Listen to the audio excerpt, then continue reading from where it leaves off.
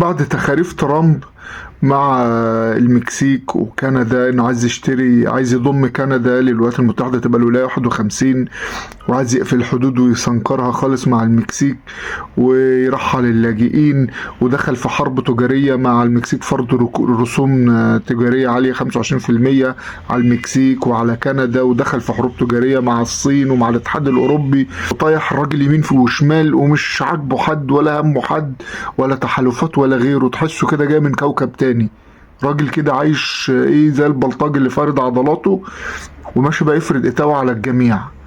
المرة دي طلع علينا بيقول لك انا هشتري غزة.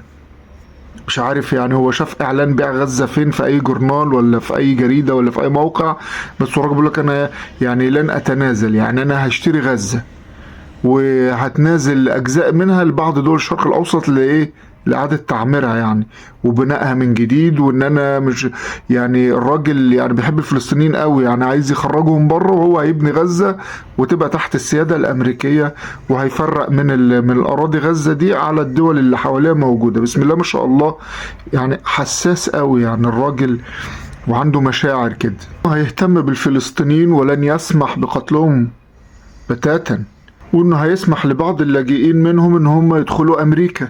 يعني الراجل قلبه طيب جدا يا جدعان، يعني سبحان الله عايز يحمي الفلسطينيين بانه ياخد ارضهم ويدي سلاح للي بيهجرهم ويقتلهم. سبحان الله الراجل ده ما شفتش في شهامته، راجل شهم قوي يا جدعان والله.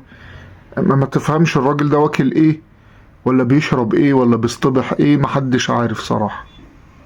يعني الفلسطينيين اللي دفعوا من دمهم آلاف وآلاف وآلاف من ساعة النكبة لحد دلوقتي، هيبيعوا أرضهم بالفلوس عشان يروحوا يقعدوا في أمريكا ولا في أي دولة تانية ولا أي حاجة. مش عارف يعني جات له منين الفكرة، مش عارف صراحة يعني إيه النوع اللي هو بيتعاطاه بالظبط، مش يعني مش عارف.